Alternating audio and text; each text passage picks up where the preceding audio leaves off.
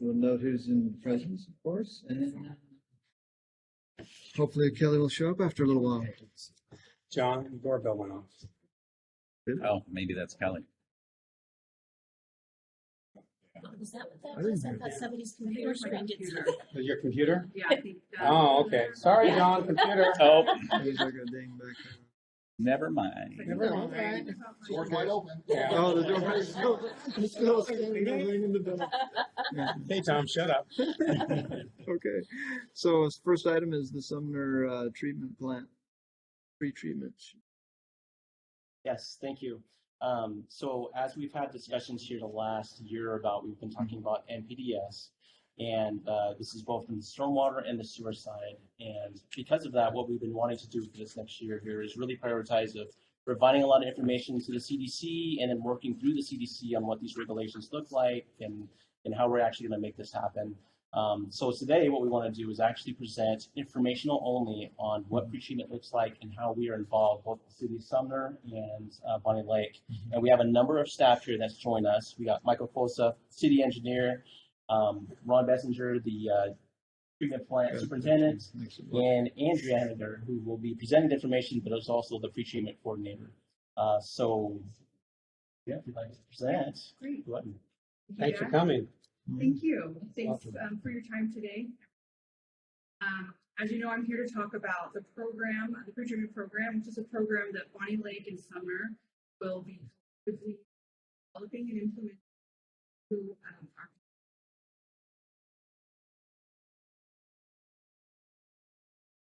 Jack is in control of the slides. So. Yes, you can blame me.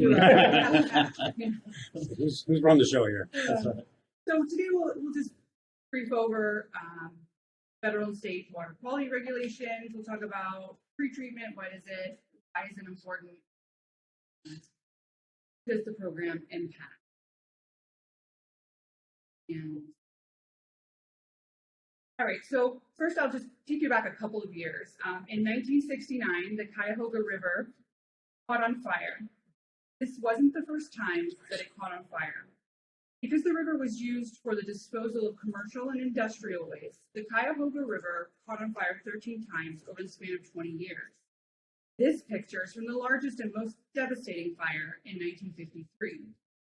Photographs of this fire were shown on the cover of the Time magazine.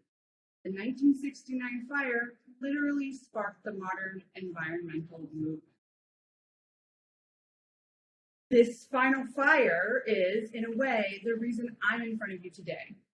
So in 1969, growing public awareness and concern for controlling pollution led to sweeping amendments to federal water quality regulations, resulting in what we now commonly. In 1972, the 1972 amendment gave EPA the authority implement pollution control programs, set wastewater standards, and industrial waste, which is what we're here to talk about today, the pre-treatment regulation. So I'm sure you're all familiar with how these federal programs tend to eventually land in the lap of local municipal agencies. Where we find ourselves today. After Congress tasked EPA to develop and implement these pollution programs, the EPA turned administrative responsibilities over to state in 1996. Fast forward to, and that's when the state renewed our discharge permit for the wastewater treatment facility. Within the renewed NPDES permit, technology included, guessed it, order for us to take over regulatory responsibilities for the pre-treatment program.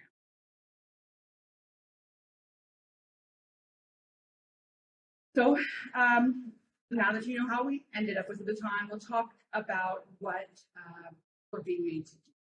What are we responsible for? In a nutshell, we're responsible for first identifying businesses who have non-domestic wastewater. Non-domestic wastewater is a water sent to sewer that isn't from a bathroom or a kitchen, residential kitchen laundry use. Then we determine if the nature of the non-domestic wastewater can cause issues in the collection system. Based on that determination, we'll either just classify them as domestic equivalents, or we will issue them a permit that will limit the quality of wastewater a business can discharge.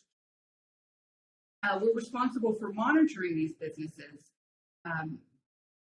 with a discharge to sewer through inspection and sampling, as well as enforcing program regulations within any service area that has a business who sends non-domestic wastewater to the sewer system. Within these discharge permits, we will be asking the business to treat their non-domestic wastewater prior to sending to us. So types of pretreatment include physical treatment, which is or applying preventive practices going down the drain.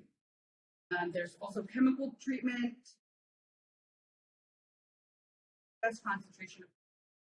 Finally, biological treatment treats waste streams that have high concentrations of organic loading that can be reduced through biological processes. So we are essentially asking businesses who they create so that we don't have to. So why is pretreatment important? Well, first and foremost, the state is requiring us to take responsibility for this pollution control program. Compliance with this order will prevent enforcement measures from being applied. This slide, though, demonstrates how a pretreatment program plays an integral part in providing reliable sewer services. Treatment plants are designed to handle domestic waste only. There are some pollutants that are just not compatible. The more of these pollutants entering the system, the more it will cost to maintain compliance with our NPDS or our state district. So who will this program impact? It will impact non-domestic sewer customers. A business with a commercial process that creates a source of non-domestic wastewater. So these are just some examples of businesses with non-domestic. So on this slide, we've tried to conceptualize budget impacts for Bonney Lake. We're early in the development phase. These are just preliminary estimates, but we really wanted to provide numbers, give you all a general idea of what to expect. Currently, pretreatment responsibilities are met with 1 FTE and include collection system sampling, field monitoring and equipment, as well as activities associated with business engagement. Once the program is approved, we estimate an additional 50, we skipped a slide. Nope, I am on the wrong slide. I apologize. So let me start over. All right, so overall, the impact to our bottom line is minimal. This slide illustrates how it will impact our agency. Since we're in the early development stage, we're providing estimated impacts based on the potential need for 2/3, 1 full FTE, and nominal changes to non-labor resources. Non-labor resources include additional lab expenses, tools, and monitoring. We wanted to also mention that there are potential opportunities to recover additional costs through program administration fees, which could be explored, and we wanted to mention too that the reduction of incompatible pollutants in the system has the potential to reduce operating expenses. Now, on to the next slide. So a lot of those things you're showing there are going to cost the businesses to put the sampling stations in, or not? No. Because I'm thinking about the retail or other businesses. Oh, in the town. treatment systems Yeah. to remove the. In some cases, there will be treatment that will be installed. New The builds, facilities, but not the old ones. Well, old yeah, ones it too, just right? depends on the pollutants that they need to remove. Yeah, but if you're an existing dentist office, that you're gonna have to install the required equipment to meet the new standards. Yeah. You've got a car wash or a new, and them coming to Bonney Lake. So now. regardless of whether it's they don't get grandfathered in. Well, no, but a lot of these facilities, like a dental facility, they've Yeah. already got the amalgam separated in Yeah. their chair because program that has been already Sure. implemented, and then the car washes. So right now, you know, a lot of them have these treatments. They're just not monitored. There's no Right. awareness, and so we don't know if they're managing. This will just bring a regulatory presence that will just work alongside of them to make sure they're maintaining these devices Understand that. and keeping the stuff from bypassing. It's just a silly little thing, like the dental one. Mercury. Yeah, it was fun to play with. You were just having fun. That was, right? You can play with it. But that one, you know, it shows up for us, and we have to measure literally parts per trillion. Isn't that amazing? And when they test it, they literally have to wear masks and Uh-huh, clean rooms yeah. because if they literally were to breathe on it or have Right. different things, they can taint the test. So, and then the standards for us in our biosolids and stuff are so low that if we had somebody load us up wrong, it could Oh, screw yeah. up our whole class A. Yeah. And if you also costs on stuff that we are giving people free right now, and it's a positive use product, and it had to become something that we had to pay to get rid of. Yeah. The operating expenses go way the heck up. So we want to make sure that they're responsibly dispensed properly. Residents, Right. which is not who should be. Exactly. Can you back up to slide 7? I just want to show you a lot of these treatments.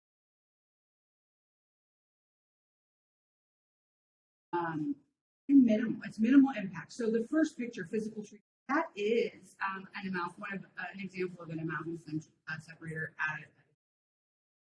So you know they have these small units to put in, and then just maintenance. They just have to maintain it, and a lot of times it just kind of takes a little bit of push and a little bit of awareness from outreach and education for them to begin maintaining them. They may have been them or not. If they have it, it's not much of an impact, but it's the engagement and the outreach and education. It is not that we're now responsible. They're supposed to be, but now we're responsible. Thank you. Yeah, thank you.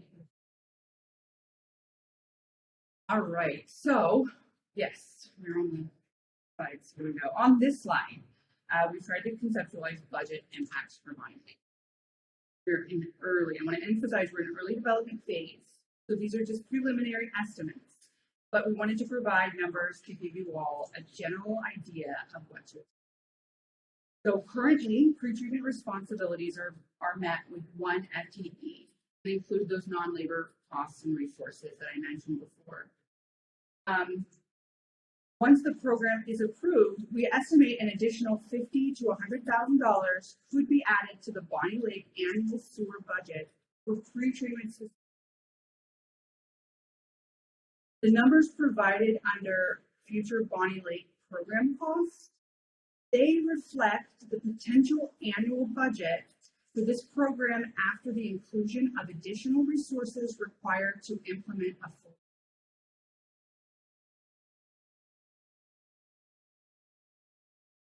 Ecology has given us a delegation schedule with implementation expectations beginning in 2025. In 2023, you will see a proposed code update from us, and we will begin submitting draft program documents to Ecology for review. In 2024, assuming the state is happy with our program development submission, we'll begin outreach and education activities within our business. And in 2025, this is when we're expected to assume full responsibility for this. All right. So I have it prepared here. So those costs you talked about be implemented in 25 then? Yeah, we're expecting no change.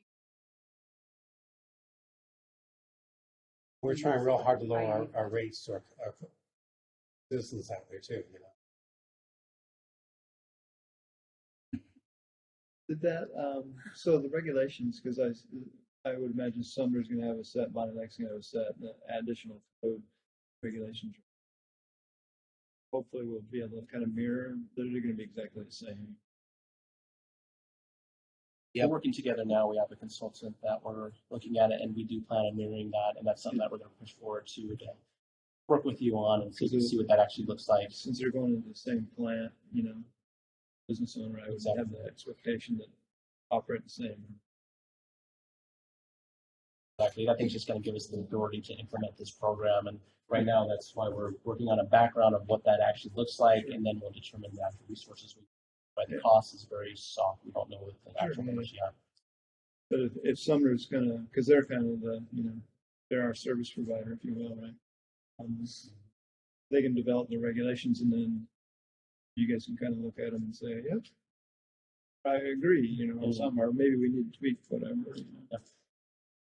We've already engaged in some of that work. My plan is that in January, we'll be bringing that back for you all to have a look at once it's in.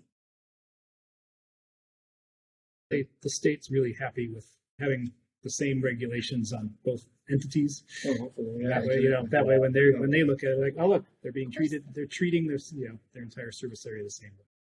We really want to try to adopt something that's very close between us. It works well for the state. Yeah.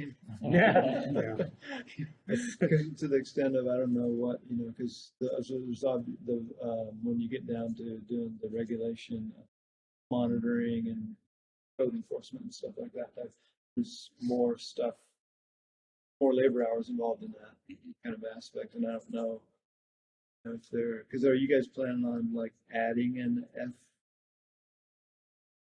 operation to do that? Because you guys, I suspect Sumner's going to have a harder time regulating it than probably we would, because all of your industrial stuff. Tentatively,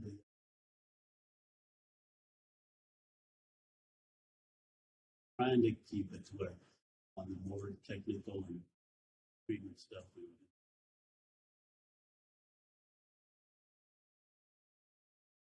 Yeah. Both right direction and train two workforces. Yeah, that'd be great. Yeah. And then they would go both directions. Yeah. Because for me, it's really kind of. Oh yeah. They all want to get away with what they can do, and they all have both things. And with our growth in East Town, it's going to be. And that was what we're particularly looking at. You got your whole East Town development that's coded in building 2 years. Plan to have an industrial district that and you guys want that. You want the business development, and you need to have somebody that's ready to be able to review those permits and be able to say what you need to protect not only treatment plant, but make sure that they're going to discharge it.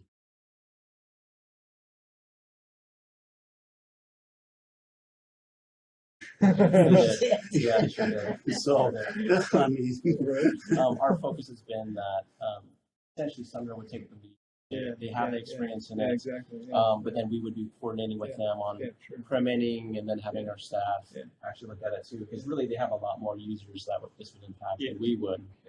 But that's the approach that we have now. But of course, we would present that information to get your take on that. I like really leaning on those guys, because those guys are the people down, are the experts that are doing that down there. Say, like he's talking about, we have the workforce. Why don't we have them, do part of this for you and portion of whatever. No need to reinvent the wheel up here. Hey. All right. Well, I think it's Two important. cities, one plan. We talked about it before when I've been down there. You're always welcome to come up. You often come up before. Up here. I think the whole council should see some discussion like this, maybe at least once a year, to keep them informed what's going on, because it's like there they are down there. It's costing so much, let's throw the rock at them and stuff. But them really understand, they can tell our citizens what's going on, why it's costing, what the expenses are. The touring helps a lot. We understand what it's all about. But for you to come to us and say at a meeting, what questions you guys have, this is what we're going to be doing, our future cost expectation stuff, why we're changing that. Same thing with all of our facilities here. It'd be nice to. Do you think you guys are going to end up with like commercial type charges that are going to have like, if you're a dentist office, you're a type 1A commercial, so you have like, you pay this little extra kind of thing or whatever. Is that the way they do it, kind of thing? It's a program that really, we haven't had all the discussions, but Sumner may adopt some sort of some sort of program like that, and Bonney Lake can adopt a similar program to help defray some of the costs Yeah. from that we're going to be responsible for. Because The if you're one of this the, program. yeah, right, a regular generic business, doesn't have any, Mhm. equipment to be monitored and stuff like that. Mhm. Then there's the other end, you guys got the way other end, the heavy industrial type stuff that really needs like probably be monitored very regularly. Yeah, we're still working with the consultant now to develop what that looks like, but yeah, thank you. That's a great point. Sounds like fun. And I, It is. I will Yeah. put out there that probably the next 2 months I'm not going to be as available. Open to anytime you guys would like us to be.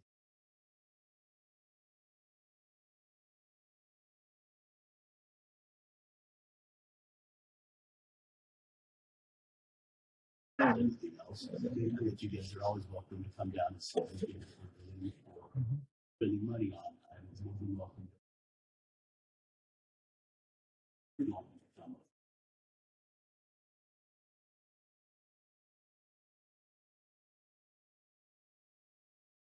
Lazy pictures, but I will do my best to come up and It's nice to know what's going on, why we're going to be spending the money, and why, so we can physically discuss it with you and not just you on paper.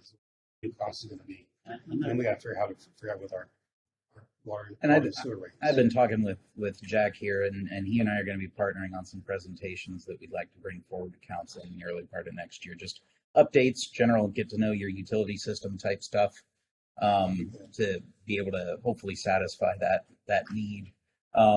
With that, I don't know that if there's no other questions, we can go ahead and let our partners from Sumner go. Thanks for coming, guys. Thank you. Yeah, thank you so much. Appreciate it. Appreciate all your time. Thank you. Yeah. Thank you. I think you'll see a lot more of Andrea in the next few months and year and a half or so. There you go. She's definitely our pre-treatment expert. That'd be great to have her on. Pro for it all. Thanks, Andrew. Right. Thanks. I'll see you around. Thanks, Ron. Bye. I'll see you.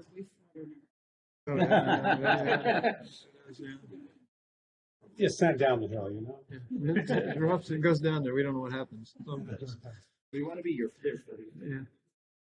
Thanks for coming. Thank you. Hope you have a great rest of the evening. Yep. See you, Andrew. Thank you. And Kelly Dex. No. Am I supposed to? I just, If he's not here, he's not here. It's like make him feel bad. Hey, where the hell are you? Jason's got the tie on even for the virgin. Yeah, no time to allowed in the virtual world there. So, Well, I apologize. I've been sitting on a Shoreline hearings board case since 9 o'clock this morning, so we Oh have my to be in God. ties for that. He's wearing so- sweatpants. credit. You know Yeah, I know. he's wearing He's like, he's in shorts. So item number 2 is Mr. Sullivan's, I believe, the comprehensive plan update grant. Yeah, so this is the grant agreement that we discussed, or the grant that we discussed during the budget preparation. The city is entitled to receive up to $125,000 from the Department of Commerce to offset the cost of preparing our comprehensive plan update.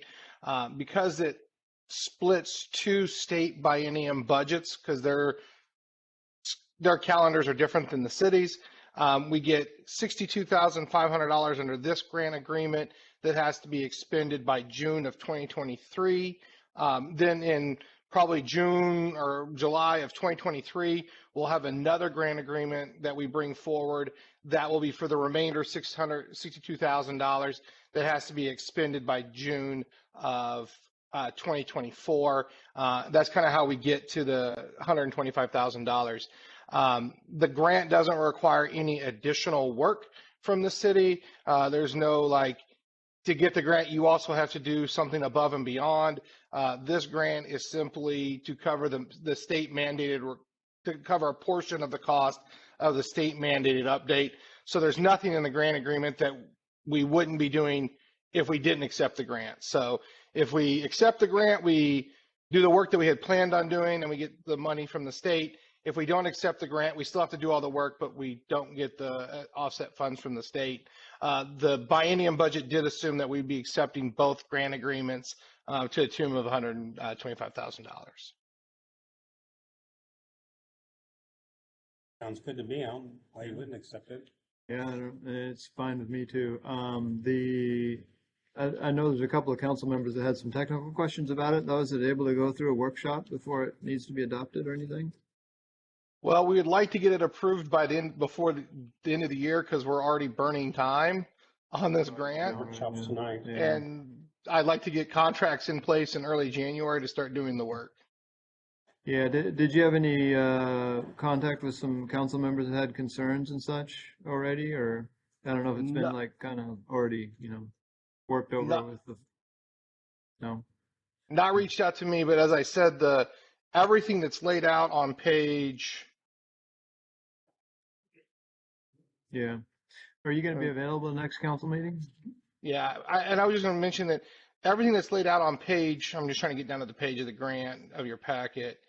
Oh, that's okay. Those Tom are- and I we're good. Those are the things that we're required to do. So we're required to do the review the critical areas checklist. So all of these items that are on page 32 of your packet, which is the deliverables and the steps, Mhm. you don't Yeah. accept the grant, we do them, we just don't get the money. There's not a Right. there's not an additional requirement from accepting the grant. Moving this forward, would you maybe for next council meeting, it'd be on full council issues? Yeah, and- that'd be fine, right? Yeah. We'll just move it if that's okay with you, Jason, we can move it forward to the next council meeting on the full council item. So that way, if the council members haven't, touched base with you prior to that or anything, or anyone has any questions, and they can work on it at that point. That's fine with us. We would just like to be on the Decide next on council whether they agenda. want to, go home for Christmas or not. Feels like a Senate agenda. Yeah. Alrighty. Good idea. So the next one is our compost procurement ordinance, Mr. Johnstone. Yes, if talking about sewer wasn't enough, let's talk about composting as well. Yeah, too, right? Quickly, in March of this year, the state legislature concerning the production of compost and the decrease of organics going to the landfill. Big push here is that organics and landfills are a big contributor to methane, which is a greenhouse gas. And they would like us to decrease that and work with them to decrease that. So what this bill requires is, again, like I said, many different things, but a big part of it is that the local jurisdictions need to pass an ordinance establishing a procedure and policy for how we will work on our end to accomplish this goal. So that's what you have in front of you this evening, Ordinance D-22-170.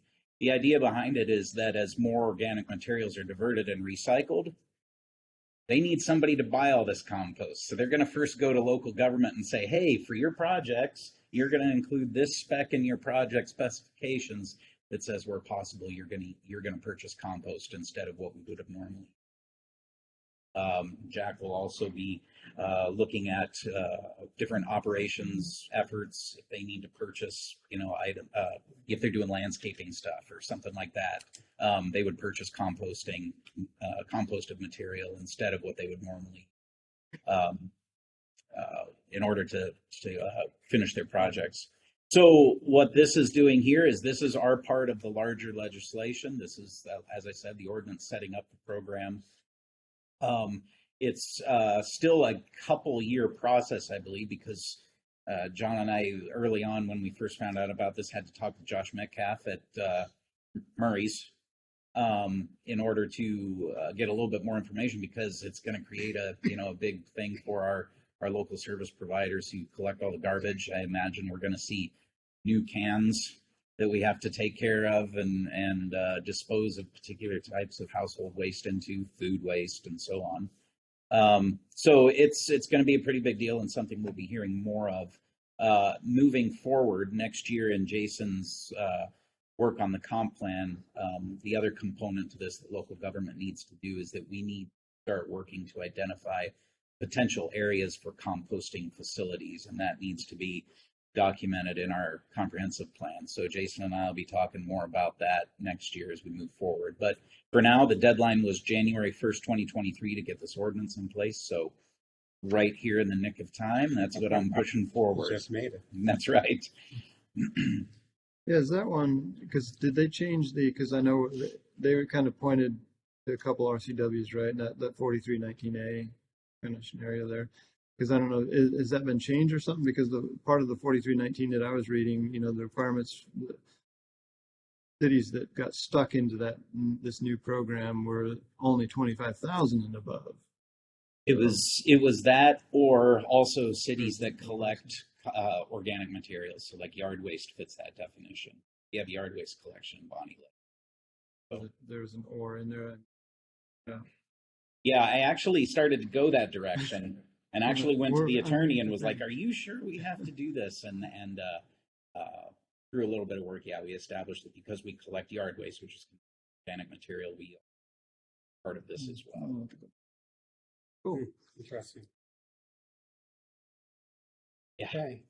Good times. And we got the police chief here to Is this- rope is- us in, right? This is We're move good. I'm forward to good. consent agenda. Yeah, would this be okay for consent? Okay. Yeah. That's what we'll do then. Yay, Mr. Jeter. Hello there. Hello. I was contemplating putting a red kettle out front with a bell, but John suggested I come and ask you guys instead at this meeting. Yeah, this is, We've had 2 break-ins to our impound lot in the past 6 months, and probably 4 over the past couple of years. Getting in from, was that 89, coming in the back way there. We picked Tacoma fencing, and they have this mesh that is allegedly super hard to cut Yeah, through, yeah, and obviously not sure. very cheap either. Oh, yeah. So, and there's no facilities money for sure, and I don't have it in my budget. So John suggested that we talk to council, see if we might be able to keep some more ARPA funds out of there towards that. Yeah. Overall, in the scheme of things, I would like to have inside storage eventually when the department gets upgraded, when we boot the fire department out. But we're talking a couple of years away, and unfortunately, 2 of our cases were compromised because of this. They got into 2 vehicles. I'm sure there was probably just drugs in there because we did the search warrants and we got the evidence of the initial crime. One was a mail theft, the other one was a shoplift. Mail theft. We were able to get that, but the drugs that were probably in there, which we couldn't have charged them with anyhow, they got those out there. So that's what we're thinking. So anyhow, we're hoping that we would be able to use some of the remaining ARPA funds to help make our impound lot more secure. We also have motion detecting cameras on there, what is supposed to set off an alarm that goes back to whoever's monitoring it. They're supposed to see if it's a police officer, they don't worry about it. If it's not, they call it in. If they don't see anything, they're still supposed to let dispatch know. That didn't happen. So we're trying to follow up with, did they not get an alarm? Did they not see anything, or what exactly happened? But we weren't notified of it until we went to impound another car for a search warrant, and the officer noticed the 2 doors standing wide open on these vehicles. So that's why I'm here today with my sad story. Well, it took us a few years to get that fencing up for you in the first place before your time. Yeah. Anyone was asking for that. And Yeah. Have to take care of all of our problems, and including the motion detectors. You want more? Yeah, that's kind of my style, I guess. More. More. Every time we think we got them outsmarted, they're one step ahead of us. But Yeah. we're hoping that this mesh would be a great stopgap until we can get it inside storage. So they actually cut the fence. Well, this one we found out that after they cut it this summer, that it got repaired just by putting, I don't know if it was zip ties or just metal clips. So it made it pretty easy for them to get back in. We weren't aware of that. So I think the same thing happened at Public Works this past week where we lost a couple more catalytic converters. They keep coming in the same way. So, yeah, that's kind of where. Those trucks move across. Yeah, it was, I think 3 of them. And what they ended up doing, they cut it, but then they themselves actually put those clamps on. And make So it we didn't look know. like it's secure. Yeah. So they can easy access, because they know once they get them replaced, hey, we'll grab it again next week. I know, right? Yeah. And we have cameras in the yard there, but we weren't able, you can't tell. Because you can't get any suspect description because it's dark. Yeah. Usually have the hoodies up and their face covered, so. Got great pictures of mines, I guess. Hitting a catalytic converter. We're checking France to see if we have any suspects over there. Is because public safety wasn't available, so you guys had to come here. I just do what I'm told, so. This is always with public safety. Facilities Is thing, that maybe? a Well, timing issue kind of? Yeah, it was a Like, timing okay, issue, because I mean, there is there's- public safety next week, but then we'd be taking it forward. The last guys were just talking. That fencing, why it's so expensive. We can but put it down the sewer. Right. Yeah, I'm don't put hoping it that down there. It does the trick, because it's supposed to be heavy duty mesh. Yeah. That is, you almost have to use a torch. It'll only be Don't on give the them any backside. ideas. They'll be there doing that too. But at least you slow, as you know, right? You're the police person. Slow them down. Yeah, that's it. Make the neighbor look better than you. Yeah, kind of it'll thing. keep the honesty. Right. They're Well, it using- always is. They have those portable grinders now and all Yeah. this kind of. Yeah, they're all battery operated. Yeah. The other thing, the plasma torch. Hopefully or hear the grinding, maybe called. Yeah, slow them down at least. It Right? was before. They did numerous times before. But so because it goes to Pacific Security and it's the same one you guys are using for all the whatever cameras kind of thing. We haven't got an answer back. And they're just kind of like, ah, what do you mean we were supposed to call you? It's like, you didn't see that? Or like, because we pay them 24/7 monitoring, right? You know, because Yeah, we that's, say I think a couple $100 a month. yeah, you have to. Yeah, You have to have somebody supposedly kind of scanning these. So you guys are giving them a hard time because especially if they're missing public works yard too. Yeah. Is it? I don't know if you're using them at the new place. Yep. Yet too. Something. You know. Yeah. The system that was over at the old yard wasn't a monitored system, Okay. so that there was a little bit of a difference there. But at the new place, it is. Okay. Same type of thing, right, where it's motion. Yep. There. It's tricky business, believe me. I do a lot of it. Yeah, this is great. I don't know. I'm fine. We have to. I mean, Well, obviously, duh. yeah. Right? You know? I mean, there's no point in putting vehicles back there. They're breaking back into them, and then they take the stuff out of them. You know, There's no other, like I said, it's really defeating the besides telling the purpose. fire department to get on there. Push up that move out date. Fortunately, we got to ask a way to get some more money for it to be able to pay for it. Budgets. Yay. Go for it. Consent agenda Yeah, item, I please. think so. Oh, no, that was. Good to see you here. Arrange for that. You know? That's kind of weird. These are pretty well attended meetings. Yeah. PowerPoints and everything. Yeah, right. At a full house, you walk in. Yeah.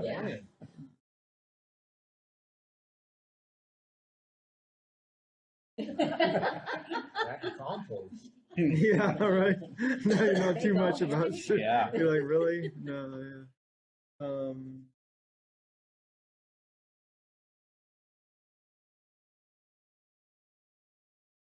All good. We're all good. It's all perfect.